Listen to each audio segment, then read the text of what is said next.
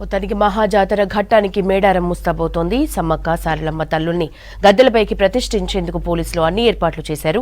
కన్నెపల్లి నుంచి సారలమ్మ వచ్చే సమయంలోనే బందోబస్తు నిర్వహణకు రోప్ పార్టీ కీలక పాత్ర పోషించనుంది. అమ్మవార్లను గద్దెపైకి తీసుకొచ్చేందుకు రిహార్సల్స్ నిర్వహిస్తున్న సిబ్బందికి సూచనలు చేశారు rope party incharge additional SP Muralidhar. దీనిపై డీటెయిల్స్ అశోక్ అందిస్తారు. మేడారం మహాజాతరకు అధికార యంత్రాంగం సర్వం సిద్ధమైంది. ఈ మేడారం జాతరలో సమ్మక్క సారలమ్మను తీసుకొచ్చేందుకు కీలక పాత్ర పోషించేది పోలీస్ శాఖే. మనతో మాట్లాడడానికి డీసీపీ మురళీధర్ సార్ చెప్పండి, ఈ జాతర రోప్ పార్టీలు నిర్వహిస్తున్నారు. ఆ రోప్ పార్టీలు తీసుకొచ్చే దాంట్లో ఎంతమంది పాల్గొనబోతున్నారు? ఈ సమ్మక్క సారలమ్మ మహాజాతరకు అమ్మవార్లను తీసుకొచ్చే బాధ్యత మాకు అప్పగించడం జరిగింది. ఈ అమ్మవార్లను తీసుకొచ్చేది గత దాదాపు ఇది 5వసారి. 2014 నుంచి ఈ బాధ్యత నేను స్వీకరిస్తున్నా. ఇప్పటికీ అమ్మవారిని తీసుకొచ్చే దాంట్లో దాదాపు 200 మంది స్పెషల్గా మన డిస్ట్రిక్ట్ గార్డ్స్ నుంచి అలొకేట్ అయిన సిబ్బంది ఉన్నారు. వాళ్ళందరికీ కూడా అనుభవజ్ఞులు. వాళ్ళు కూడా నాలాగే గత 4-5 జాతరలు చేసిన వాళ్ళు ఉన్నారు. దీనికి rope party, main rope party ఉంటుంది. కవరింగ్ ముందుకు ఒక పార్టీ ఉంటుంది, వెనుక ఒక పార్టీ ఉంటుంది. దానికి ఆర్మ్డ్ ఎస్కార్ట్ ఉంటుంది.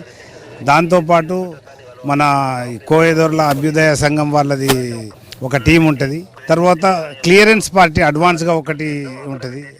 అది కాకుండా అడ్వాన్స్ ట్రాఫిక్ క్లియరెన్స్ పార్టీస్ కూడా ఉంటాయి. సో నిన్న రిహార్సల్ సారలమ్మ గుడికాడ నుంచి మన మేడారంకు చేయడం జరిగింది. ఇప్పుడు సమ్మక్క చిలకలగుట్ట నుంచి ఇప్పుడు ఒక రిహార్సల్, మళ్ళీ సాయంత్రం ఒక రిహార్సల్ ఉంటుంది.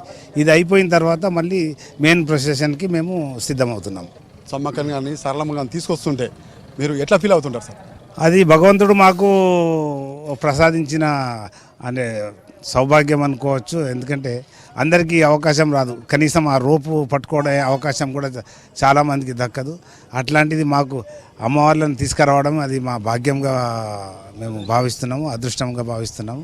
దేవుడి దయ అందరికీ, జాతర అందరి మంచిగా జరగాలి. ఆ తల్లుల దీవెన అందరి మీద ఉండాలి. అందరూ ఎవరైతే జాతరకు వచ్చారో వాళ్ళందరూ అమ్మవార్లను దర్శనం చేసుకొని మళ్ళీ ఇక్కడి నుంచి క్షేమంగా వాళ్ళ ఇంటికి వెళ్ళాలని చెప్పి మేము అమ్మవారిని మొక్కుతున్నాం. ప్రత్యేకంగా ఒక టీంని ఎంచుకుంటారా లేకపోతే అందరినీ కలిపి తీసుకుంటారా మీరు?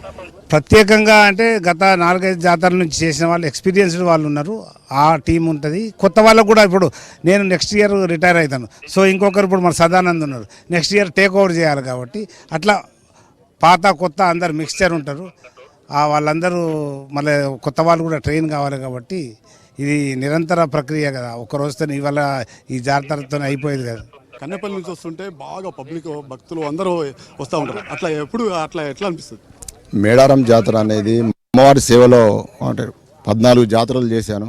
రోపాటి ఇన్ఛార్జ్గా 12 జాతరలు చేయడం, ఆర్ఎస్ఐగా, ఆర్ఐగా, డిఎస్పీగా, ఇప్పుడు అడిషనల్ ఎస్పీ కూడా లీడ్ చేస్తున్నాను.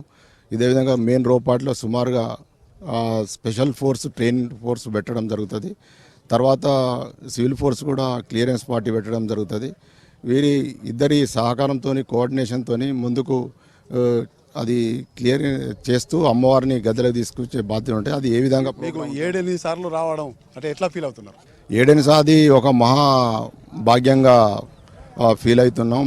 తల్లిదండ్రులు చేసుకున్న పుణ్యము, ఫ్యామిలీ మెంబర్స్ ఇచ్చిన సపోర్ట్ వలన ఈరోజు అంతా సక్సెస్ఫుల్గా చేయడం జరిగింది. ఎలాంటి అవాంఛనీయ సంఘటన జరగకుండా.